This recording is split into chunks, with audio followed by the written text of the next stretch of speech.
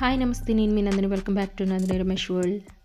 ఈరోజు మనం చాలా సింపుల్గా అండ్ టేస్టీగా హై ప్రోటీన్ రెసిపీ చేసుకోబోతున్నాం. అదే మిల్ మేకర్ గ్రాన్యూల్తో చేసిన స్పెషల్ రెసిపీ.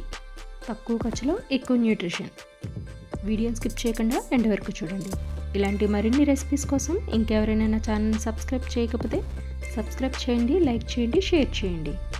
దీనికోసం నేను వేడి నీళ్ళు బాయిల్ చేసుకోవాలి. ఇలా బాయిల్ అయిన దాంట్లో ఈ మిల్ మేకర్ గ్రాన్యూల్స్ ఒక కప్పు వేసుకుంటున్నాను.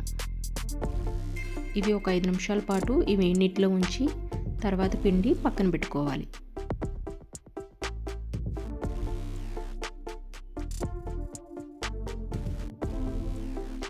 ఇప్పుడు స్టవ్ వెలిగించి ఒక ప్యాన్ పెట్టుకొని ఇందులో ఒక 2 స్పూన్స్ ఆయిల్ హీట్ చేసుకోవాలి. ఆయిల్ బాగా మరిగిన తర్వాత ఇందులో కొంచెం ఒక 10-15 జీడిపప్పు పలుకులు వేసుకొని వేయించుకోవాలి.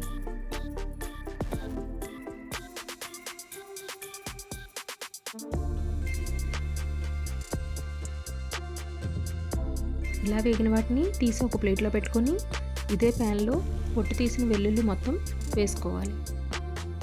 ఇందులోనే ఒక 1/2 స్పూన్ జీలకర్ర, 2 మీడియం సైజ్ ఆనియన్స్ చిన్న పీసెస్ కింద కట్ చేసి వేసుకోవాలి.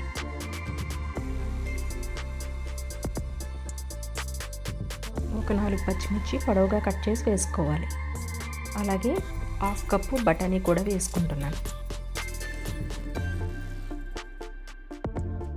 ఆనియన్స్ మనకు కొంచెం బాగా వేగేంత వరకు ఇవన్నీ కలుపుకుంటూ ఇలా ఫ్రై చేసుకుంటూ ఉండాలి.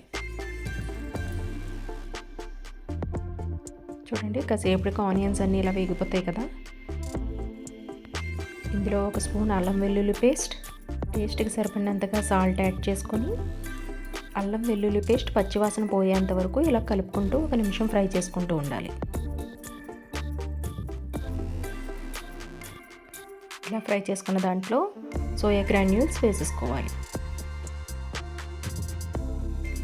ఇదంతా ఒకసారి కలుపుకొని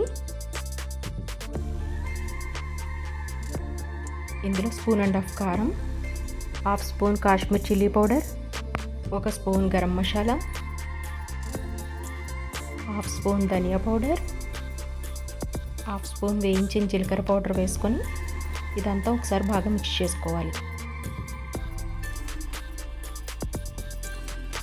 ఇలా కలుపుకున్న దాన్ని మంటను మీడియం ఫ్లేమ్లోనే ఉంచుకుంటూ మూత పెట్టి ఒక 10 నిమిషాలు కుక్ చేసుకోవాలి.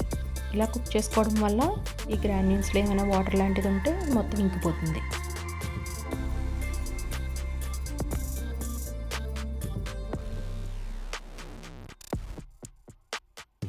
చూడండి, మనకు సోయా గ్రాన్యూల్స్ ఎంత పర్ఫెక్ట్గా కుక్ అయ్యాయో.